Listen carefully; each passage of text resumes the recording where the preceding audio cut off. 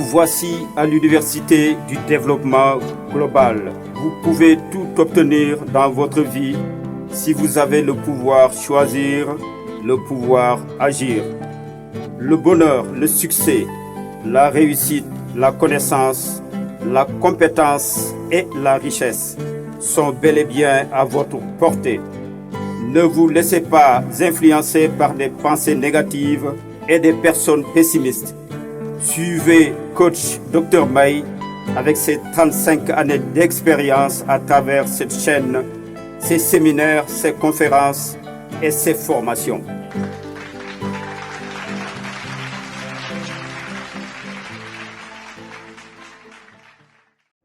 Donc ce que nous fondons aujourd'hui va nourrir notre futur. Oui, parce que c'est ce que nous avons fondé hier qui explique notre présent. Alors ce qu'on va voir, c'est un peu un résumé de l'histoire du Sénégal en matière de développement. On va essayer de discuter après sur ça, mais j'aurais aimé déjà vous dire que la plupart des pays africains ont raté le virage post-indépendance. Parce qu'après l'indépendance, il nous fallait inventer un autre mode d'administration économique, sociale et politique pour pouvoir peut-être mettre en place un État fort, un État capable d'assurer le développement du pays, mais surtout un État capable de prendre en charge l'ensemble des problématiques. Et on verra que de 1960 à 1962, on avait beaucoup d'argent, on ne se souciait de rien, on ne pensait à aucun problème. Pendant cette période, nous avions misé sur un État qui avait beaucoup d'argent, qui venait d'avoir son indépendance, un État qui avait refusé au départ qu'on ait une fédération de pays africains. C'est pourquoi, en 1962, Mamadou Dia, le président Maodo, avait écrit ce qu'on appelle la circulaire 32. Je me demande toujours comment on peut s'engager dans des actions de développement sans lire la circulaire 32. Parce que la circulaire 32, c'est l'histoire de notre développement rural et communautaire. Donc, si vous voulez, en 1962, Mamadou Dia avait posé l'ébauche d'une société qui va revendiquer la primauté de la justice, de l'équité et de l'approche coopérativiste pour la promotion d'un développement rural, d'un développement local, d'un développement communautaire basé sur des principes de la promotion humaine. C'est dommage que nous avons eu une crise pendant cette période qui fait que Mamadou Dia a été éjecté du système, mais il avait quand même posé, je donnerai la circulaire 32, des jalons sur lesquels on devait s'appuyer pour avoir un communautarisme africain orienté sur le socialisme, où les ruraux allaient apprendre à produire ensemble, à consommer ensemble, à acheter ensemble, mais surtout à se mettre dans une perspective de positionnement comme des sentinelles du développement local, communautaire. D'ailleurs, en 1964, on a eu une loi foncière appelée loi sur le domaine national qui était consciente qu'il fallait diviser le pays en zones plus ou moins homogènes, c'est-à-dire les zones de terroir représentant le monde rural, les zones urbaines représentant les villes, les zones classées représentant les forêts à protéger et les zones pionnières où on pouvait faire l'extension des autres zones. Cette loi, elle était intéressante parce qu'il voulait quand même qu'on pense que le Sénégal doit avoir assez d'espace pour produire avec l'agriculture, mais assez d'espace de forêt protégée pour éviter la menace que nous vivons actuellement. Mais cette loi, dans son application, a connu certaines limites. Voilà pourquoi en 1972, il y a eu la loi sur la réforme de l'administration territoriale et la création des communautés rurales. Parce qu'en 1972, on a mis en place un système d'administration du territoire avec la création de régions dirigées par des gouverneurs, de départements par des préfets, mais des arrondissements par des sous-préfets. Et il y avait aussi, sur le plan de la décentralisation, un test avec la création de communautés rurales. Mais ces communautés rurales, créées en 1972, ont même eu une compétence de gestion foncière, c'est-à-dire gérer la terre, gérer le mouvement coopérativiste, gérer le développement communautaire, gérer également toutes les problématiques. Mais c'était sûr et certain que c'est important de se dire que de 72 à 80, on a connu une sécheresse. Il y avait aussi le choc pétrolier. Tout ça, ça a commencé à quand même durcir les conditions. Et c'est ça le début de l'annonce du désengagement de l'État. Parce qu'après les indépendances, je l'ai dit quelque part, l'État avait créé ce qu'on appelle des sociétés régionales. Ce sont ces sociétés régionales qui devaient faire la promotion de la production et la promotion de modèles de développement communautaire. Par exemple, à Saint-Louis, il y avait la CER. Au niveau de la Casamance, il y avait la Sobagri. Au niveau de Tamba, il y avait la Sodefitex. Et au niveau du centre, il y avait avant Sonacos, il y avait l'ONCAD. Il y avait aussi la Sodeva. Donc il y avait beaucoup de sociétés régionales, mais qui avaient implanté une tradition de gratuité. Tout est servi aux producteurs, mais c'est à partir de 1972 qu'on a senti la crise avec la sécheresse, le choc pétrolier. C'est ça le début du désengagement de l'État. Et plus tard, en 1980, on a connu le plan d'ajustement structurel imposé par des institutions de Bretton Woods, où il fallait réduire le train de vie de l'État, il fallait le désengagement de l'État, il fallait également privatiser. Voilà pourquoi les années 80-84, c'était un peu avant votre naissance, il y avait beaucoup de nouvelles politiques agricoles, nouvelles politiques industrielles. Il y avait des nouvelles politiques qui étaient animées sur des logiques de réduction du train de vie de l'État, de réduction du budget de l'État, avec une perspective d'augmenter les exportations et diminuer les importations pour équilibrer la balance commerciale et la balance de paiement. Mais cette période était difficile. D'ailleurs, certains disent que ça a beaucoup contribué, n'est-ce pas, à donner à Senghor l'idée de partir. Parce qu'il avait senti que ça commençait à aller mal. Il y avait beaucoup de difficultés donc, financières, des déséquilibres budgétaires, mais aussi l'économie était par moments et à certains endroits plombée. C'est pourquoi on dit que 80, c'est l'ajustement structurel. Mais de 80 à 90, il y a aussi l'accentuation de la crise, l'inflation, c'est des problèmes à n'en plus finir. D'ailleurs, on a connu une première dévaluation du franc CFA en 1994, c'est-à-dire le changement de la parité par rapport au franc français. Et en 1994, on était extrêmement fatigué. On a réduit les salaires des fonctionnaires. On a même développé un système de départ volontaire. On a mis par ordre sans affectation des fonctionnaires parce que c'était des difficultés énormes qui font que, par exemple, 1994 jusqu'à 1990, c'était très difficile. D'ailleurs, Abdou Diouf avait d'énormes difficultés pour gouverner le Sénégal. C'était extraordinaire. C'est pourquoi de 1990 à 2000, c'était normal qu'on pense même au parachèvement de la décentralisation. En 1996, il y a eu la loi portant régionalisation, avec l'érection de la région comme ordre de collectivité territoriale, avec aussi la loi 96-06 qui va transférer les compétences vers les collectivités territoriales, parce que le pouvoir était très dur, il n'y avait pas d'argent.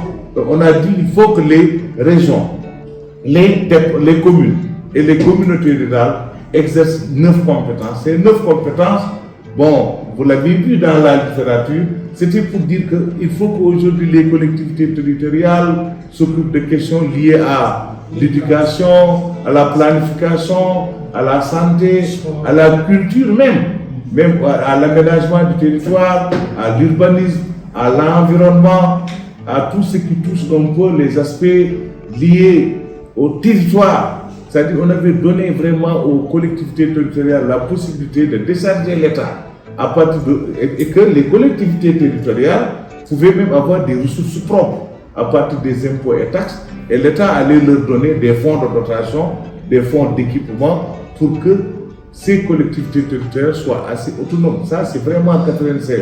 Mais 96, ça n'a pas réglé les problèmes. Il y a eu toujours des difficultés. D'ailleurs, c'est ce qui a facilité la première alternance en 2000.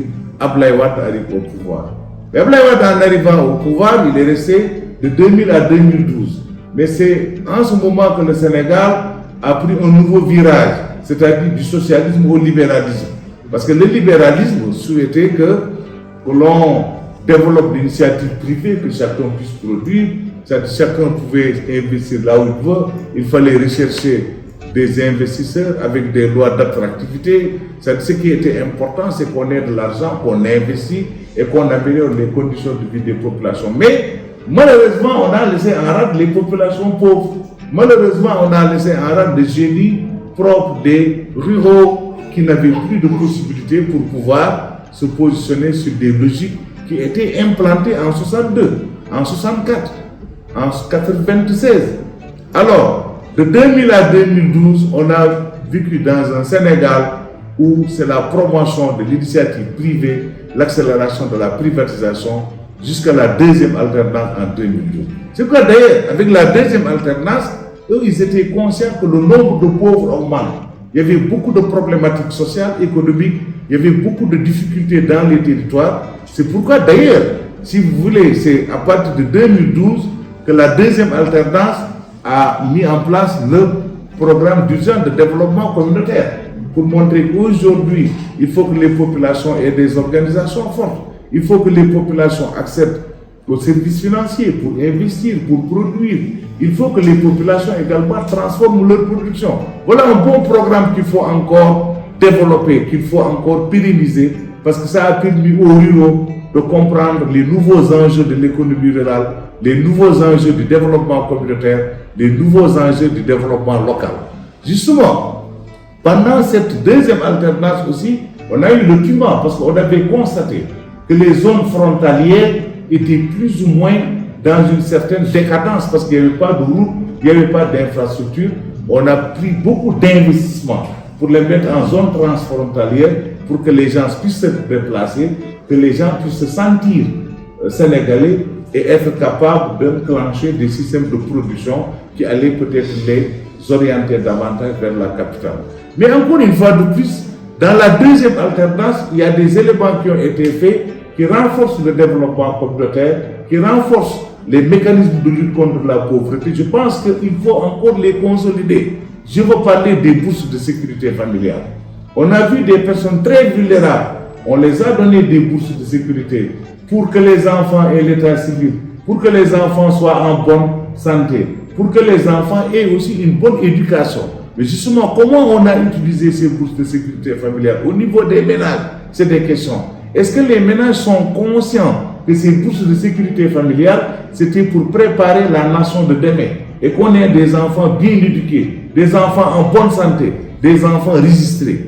Mais à côté de ça aussi, l'État a essayé de mettre en place la couverture médicale universelle. Qu'on le veuille ou non, la CMU, c'est pour faciliter l'accès des pauvres et des vulnérables aux soins de santé primaires. La CMU, c'était pour essayer d'éviter que le Sénégal souffre de problèmes d'équité au niveau de la santé.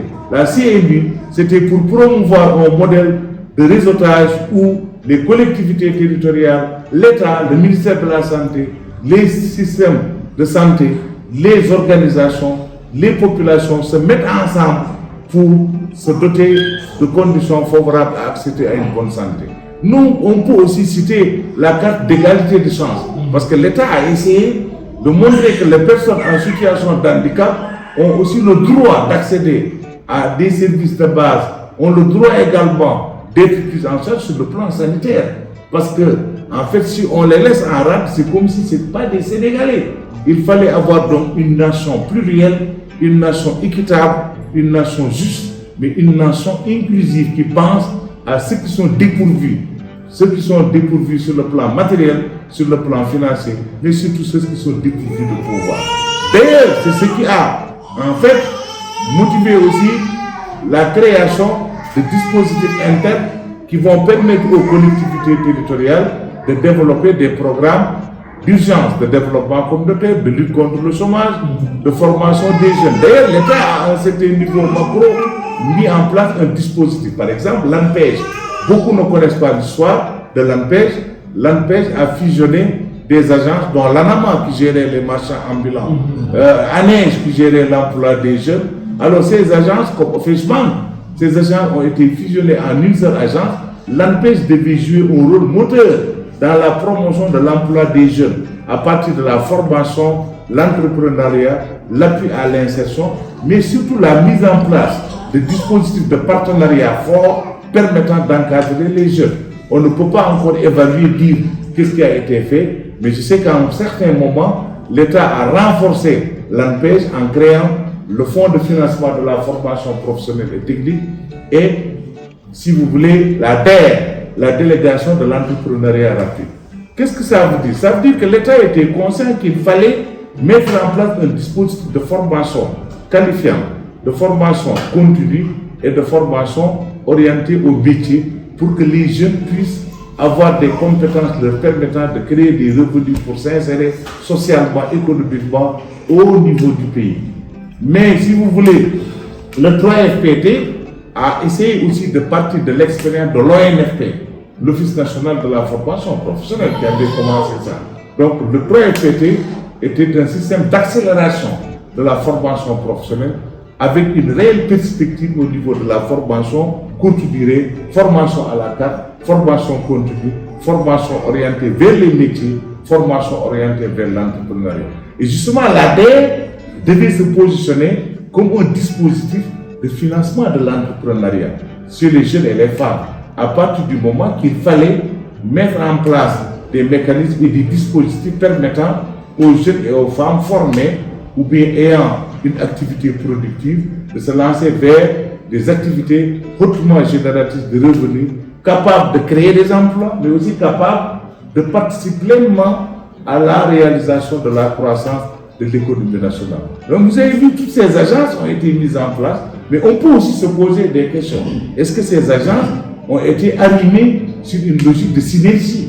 Est-ce que ces agences ont eu un temps de cadrage nécessaire, stratégique, pour pouvoir aller ensemble et comprendre que ce que ces agences veulent combattre, c'est le même mal.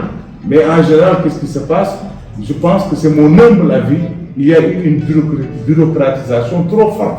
Alors ces agences ne devaient pas être bureaucratisées. Ces agences devaient aller vers des logiques collaboratives, vers des logiques de partenariat et même vers des logiques de décentralisation à la base. On peut bel et bien dans chaque collectivité territoriale du Sénégal avoir un dispositif de formation, un dispositif de financement. On l'a fait avec les pôles emploi, mais je suis resté sur ma fin parce que les pôles emploi, il y a un problème de coordination, un problème de synergie, mais surtout le guichet unique. Il faut que ce pôle emploi soit connecté avec une banque et qu'il y ait une décentralisation des ressources.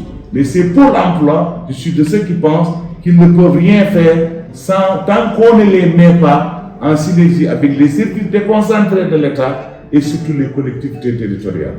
Voilà notre histoire, nous sommes en 2023, mais moi je suis de ceux qui pensent qu'il n'est pas encore trop tard, nous pouvons développer l'Afrique en 2073.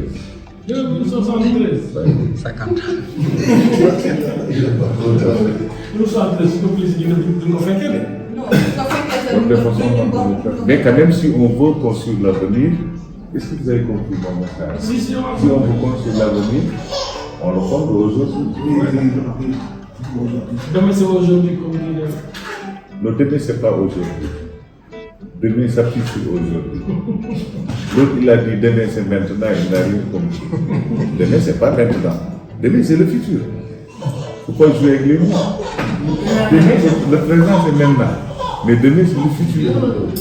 Je ne sais pas si tu comprends ça, mais c'est aujourd'hui. Vous avez votre avis. C'est un sage qui vous a parlé, témoin de l'histoire, du développement. Mais je dis souvent que le Sénégal a 3 échecs. 3. Notre premier échec, c'est d'en avoir pas appliqué la circulaire 33. C'est le premier échec. Mamadou Dia, il avait dit, je suis sûr et certain que si on avait appliqué l'article 32, beaucoup de problèmes que nous vivons actuellement, on ne vit pas. Article 32. Je vais vous donner ça. Parce que tu ne peux pas faire du développement si tu ne vis pas l'article 32. Même nos ministres là qui font du développement n'ont pas vu l'article 32. C'est pas normal. Alors, notre deuxième échec. Notre deuxième échec, c'est quand il y a eu une première alternance avec Ablaye Wade. Il aurait pu faire du Sénégal le pays asiatique de l'Afrique. Et il a échoué, lamentablement.